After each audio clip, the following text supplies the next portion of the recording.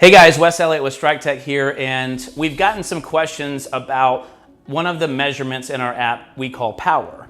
And I want to take you guys kind of a roundabout way of how we measure that and what important components are within that number. So one of the biggest things you can do is whenever you're filling out your profile of who you are inside the app is to make sure you keep it as accurate as possible and as truthful to your stats as possible.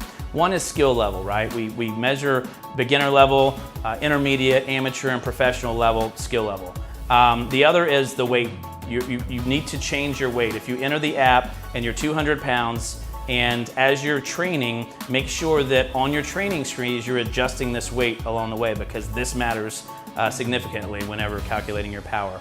The other thing is your age and then your sex. So what we do with these components are we've compiled a database over the last few years of research, actually since 2011 we've been doing this.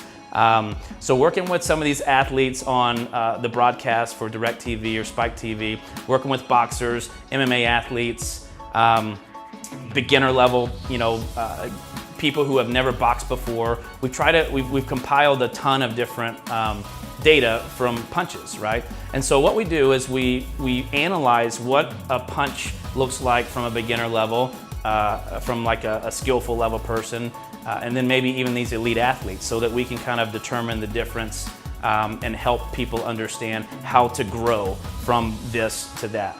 Let me back up a little bit and tell you guys a little, what does power mean, right? What is force? The traditional physics formula for force is force equals mass times the acceleration. Now that's the mass of an object multiplied by how fast this object is moving or accelerating, and when it hits something, that's how much force it will impact on that other object.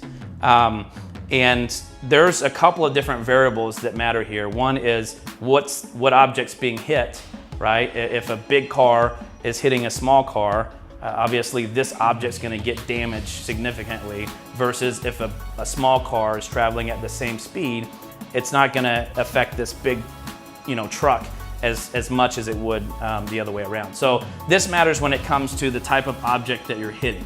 And when I say that is because you might notice a little bit of a different power measurement from your home boxing bag. If you're using one with a stand that's got a water base on it, maybe it weighs 60 pounds, it kind of moves a little bit more. Or you're training with your coach with mitts or someone else with mitts, you're gonna have significantly less power than if you were to hit a big sturdy bag like this. Now this is a hanging bag that's about 100. Here's a comparison using fighters. You have fighter A who weighs 200 pounds and punches 15 miles per hour. That equals his power, right? Then you have fighter B who weighs 150 pounds but punches 30 miles per hour. He also has a comparable force because of his acceleration being so much higher. So these numbers, force and mass and acceleration, play an equal role on the relationship of power, right? As a rule of thumb, what I've learned over working with a lot of different athletes and beginners, etc., is if you're a beginner level, you should be able to punch around 1.5 times your body weight, right?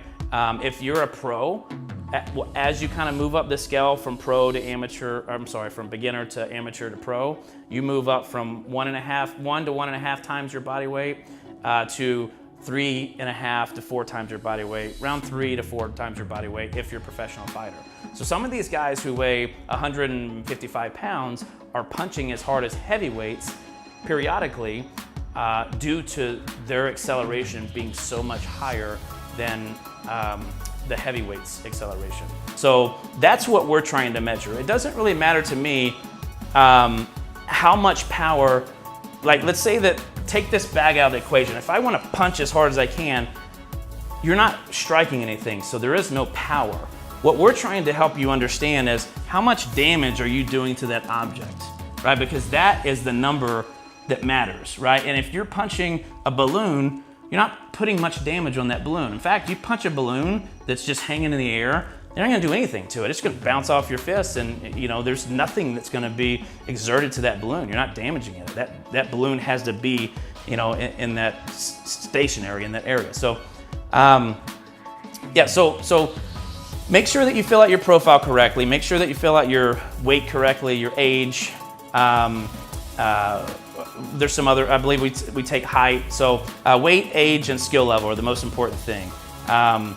And this way it'll help you get a good gauge for where your power is now, and as you continue to either lose weight or gain weight, or inside of our app, we help you get to the next level, right? So if you're a beginner now, we're gonna get to a point to where you've excelled beyond where we think you're at a beginner level, and we're gonna help you graduate to the next phase, which is the intermediate phase. So our app's gonna take you there. We're gonna understand your acceleration, your speed of your punches, how much volume you're throwing on a typical training session, and how much power you have on each one of these training sessions. So we're gonna take that and we're gonna say, hey, look, you need to now move up to the next level.